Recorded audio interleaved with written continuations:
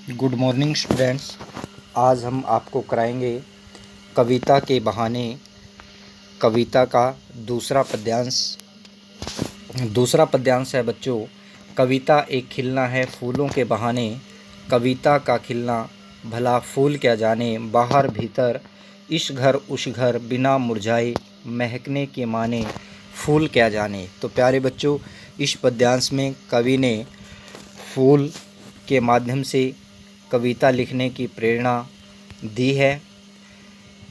तो सबसे पहले हम इसका प्रसंग आपको कराएंगे। प्रस्तुत पद्यांश हिंदी के पाठ्यपुस्तक आरोह भाग 2 में संकलित कविता के बहाने से लिया गया है।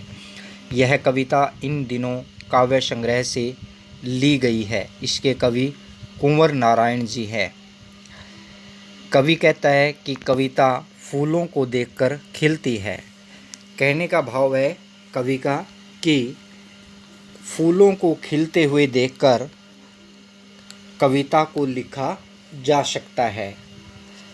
इसीलिए कवि ने कहा है कि कविता फूलों को देखकर खिलती और पुष्पित होती है।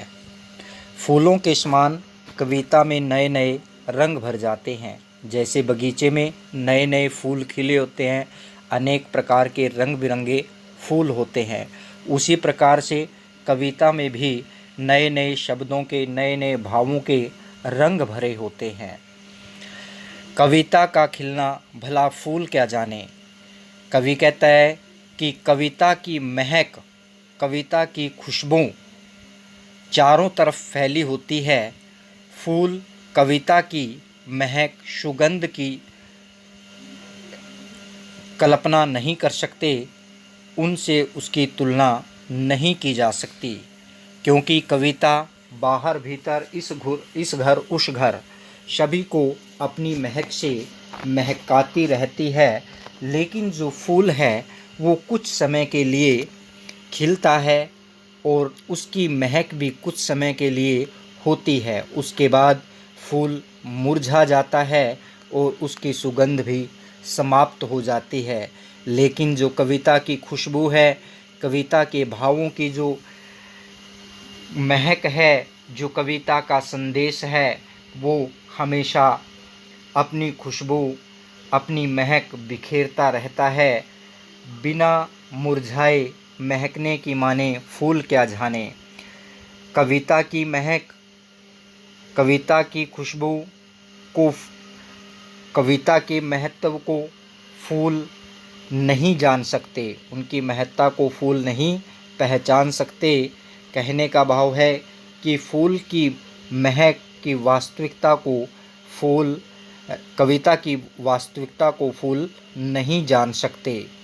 तो प्यारे बच्चों, इस पद्यांश का विशेष है, इस पद्यांश में कवि कविता तथा फूल की तुलना बहुत सुंदर ढंग से की गई है। कविता का खिलना फूल क्या जाने, इस पंक्ति में काकु वक्रोक्ति अलंकार का वर्णन है। फूल क्या जाने में प्रश्न अलंकार, मानवीकरण अलंकार है। सरल सहज भाषा का प्रयोग है। संपूर्ण पद में खड़ी बोली हिंदी का प्रयोग है। मुक्तक शैली है। शब्द योजना उचित है। तो तीसरा पद्यांश है बच्चों, कविता एक खेल है बच्चों के बहाने, बाहर भीतर यह घर वह घर सब घर एक कर देने की माने बच्चा क्या जाने। तो उसी प्रकार से सबसे पहले इसका प्रसंग लिखेंगे। प्रस्तुत पद्य भाग हिंदी की पाठ्यपुस्तक आरोह भाग 2 में संकलित कविता के बहाने से लिया गया है, जिसके रचयिता कुंवर नारायण जी हैं, जिसमें कविता के महत्व का उल्लेख किया गया है, कविता की महत्ता का वर्णन किया गया है कि कविता का महत्व कभी समाप्त नहीं होता।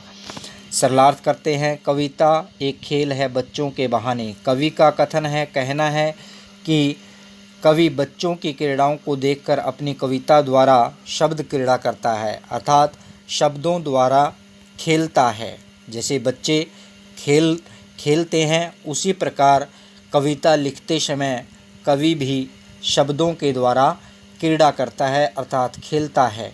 वह शब्दों के माध्यम से नए नए भावों तथा विचारों के खेल खेलता है। जिस प्रकार बच्चे कभी घर में खेलते हैं, कभी बाहर खेलते हैं और अपने पराये के भेदभाव को भूल जाते हैं, उनके लिए कोई अपना पराया नहीं होता, वो उनके लिए सभी घर एक समान होते हैं। उसी प्रकार से कवि के लिए कविता लिखते समय अपना पराया कोई नहीं होता, वह सबको अपना बना लेता है।